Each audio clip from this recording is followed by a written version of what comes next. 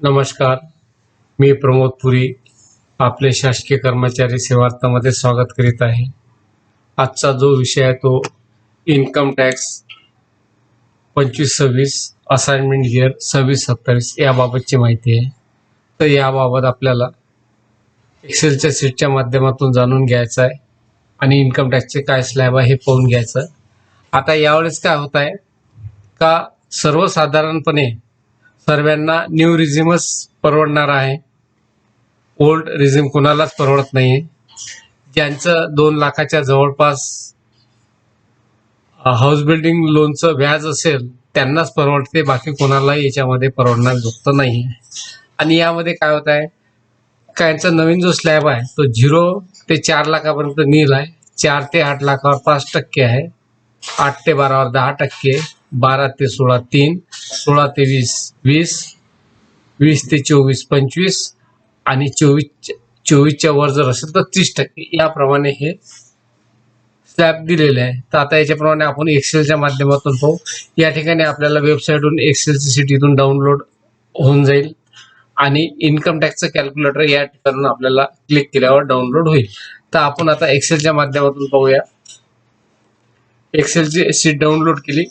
यामध्ये आपल्या ऑफिसचे डिटेल्स भरायचे, इथे कर्मचाऱ्याचे डिटेल्स भरायचे, इथे 1 मार्च 2025 चे बेसिक टाकायचे आणि आपल्याला जो 7व्या महिन्यात डीए मिळाला ती डीए ची रक्कम टाकायची आणि पुढे जर समजा या वर्षात जर आला डीए तर ती इथं टाकायची.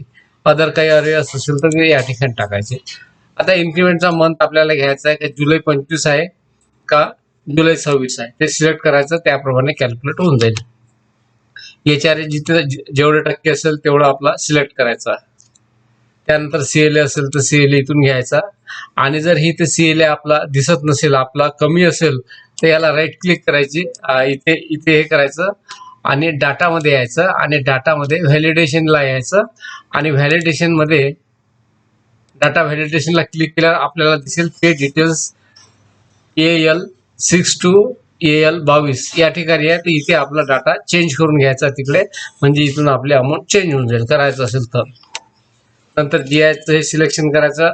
ड्रॉपडाऊन मधून आपल्याला जे पाहिजे असेल ते घ्यायचं. डीसीबीएस आहे येस किंवा नो घ्यायचं असेल, नसेल तर, आणि बाकी आपला अदर्स असेल ते याच्यामध्ये टाकायचं आणि ट्रॅव्हलिंग अलाउन्स जो असेल तो सिलेक्शन करायचा असेल तर 0 पासून तर जे असेल ते नसल्यास इथे याच्यामध्ये चेंज करावं किंवा इथे जो फॉर्म्युला दिला असेल त्या ठिकाणी चेंज करून घ्यायचा.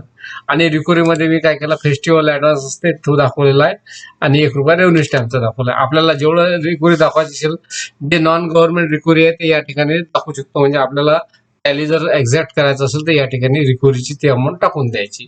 म्हणजे यामध्ये काय होते का जे इन्कम टॅक्सला फायदेशीर नाही अशी रिकव्हरी, म्हणजे आता एखाद्याचं घर भाडं म्हणजे क्वार्टरमध्ये राहत असेल तर त्यांचं HRR कटत असेल, सर्व्हिस चार्जेस कटत असेल, वॉटर चार्जेस कटत असेल तर एकत्रित अमाऊंट या ठिकाणी टाकायची. आता याप्रमाणे आपल्याला हे स्टेटमेंट दिसेल. डीसीबीएस असेल तर डीसीबीएसच्या याच्यात अमाऊंट येऊन जाईल.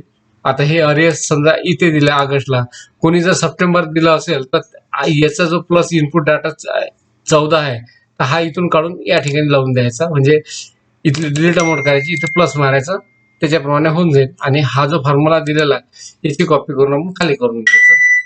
याप्रमाणे आपल्याला हे करायचं. याप्रमाणे आपली पूर्ण सीट तयार होईल.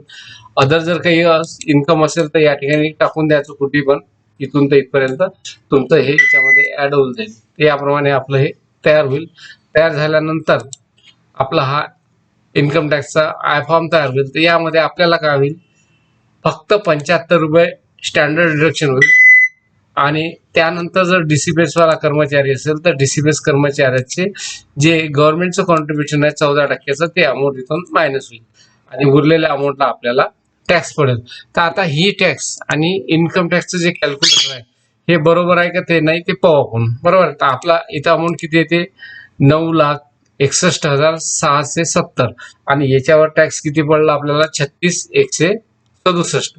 तर आता ही अमाऊंट आपण इन्कम टॅक्सच्या कॅल्क्युलेटर मध्ये टाकून पाहू. 9,61,670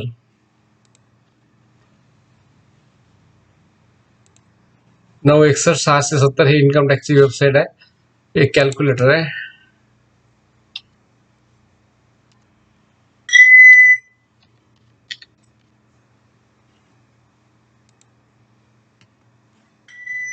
961,670.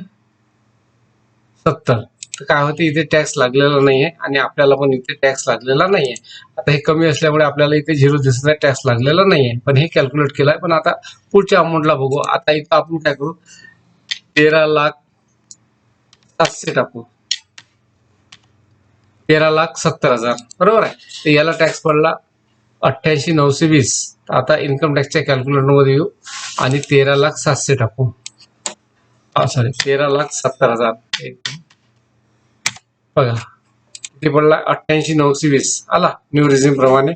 आणि याला किती पडत आहे ओल्ड रिझ्यूम प्रमाणे, 2,32,000. म्हणजे आपल्याला ओल्ड रिझ्यूमचं काहीच देणं घेणं नाहीये.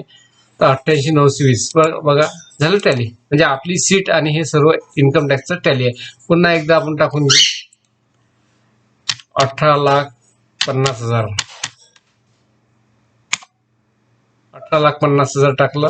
पुन्हा या वेबसाईटला टाकू, आपण याला टाकू 18,50,000. 1,76,800 आपल्या एक्सेल सीट मध्ये 1,76,800. म्हणजे आपली हे सीट पूर्ण फॉर्म्युला टॅली आहे. आपण हा जो फॉर्म्युला दिला आहे हा या प्रकारे दिलेला आहे. हा फॉर्म्युला आपल्याला केव्हाही कामात येऊ शकते. तर याप्रमाणे हे बघायचं. ओल्ड रिझ्यूमच्या मागे लागायचंच नाही आहे. ओल्ड रिझ्यूमला कोणालाच काही फायदा नाही आहे, बरोबर आहे. याप्रमाणे हा आपला इन्कम टॅक्सचा सर्व डाटा तयार करावा आणि आपण याप्रमाणे आपले कॅल्क्युलेशन करून घ्यायचे.